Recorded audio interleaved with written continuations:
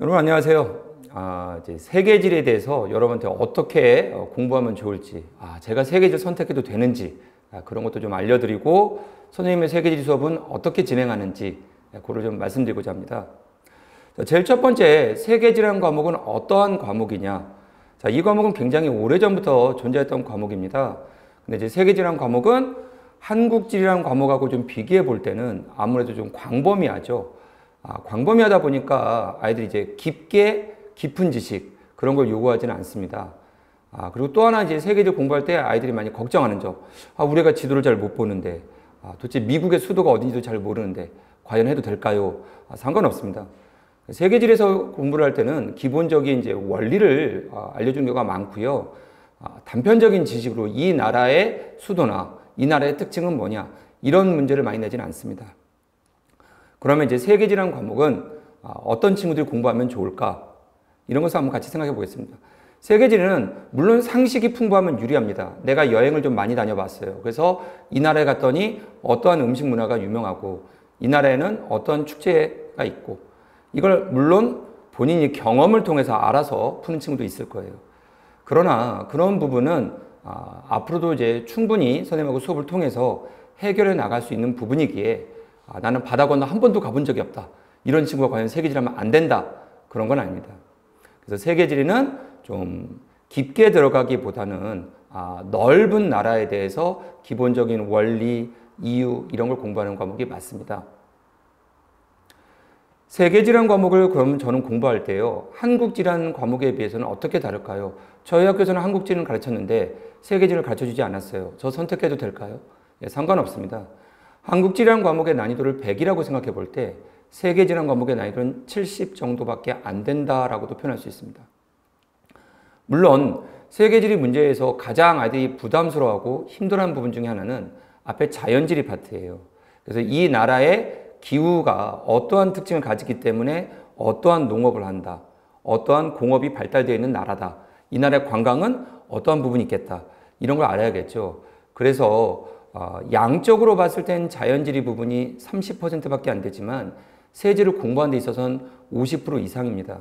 그래서 선생님도 수업에서 이제 세계지를 할 때 자연지리 부분에 그만큼 공을 들여서 꼼꼼하고 정확하게 풀 수 있도록 도와드리겠습니다.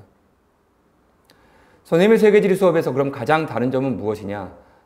아이들이 세계지를 공부할 때 정말 하나도 모른다. 나는 지를 공부해 본 적도 없다. 이런 친구들도 공부할 수 있도록 처음부터 하나하나 가르쳐 줄 거예요. 그래서 백지도를 통해서 이 나라가 어디쯤 된다. 이런 것. 기본적인 이 대륙이 아시아구나. 아프리카구나. 이 정도면 적도니까 열대기후가 나오는구나. 이 정도만 알아도 그 자신이 알고 있는 바탕을 무기를 되겠죠. 본인이 알고 있는 경험치와 알고 있는 배경 지식. 이것만 갖고도 충분히 문제가 풀 수 있도록 도와준다고 저는 생각을 해요. 그래서 그 많은 나라의 어떤 특징을 외우자 이게 아니라요.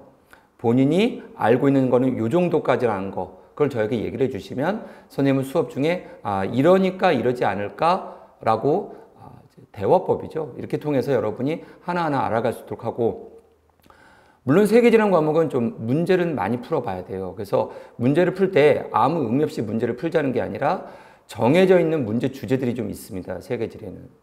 단 처음부터 문제를 들어가시는 건 위험해요.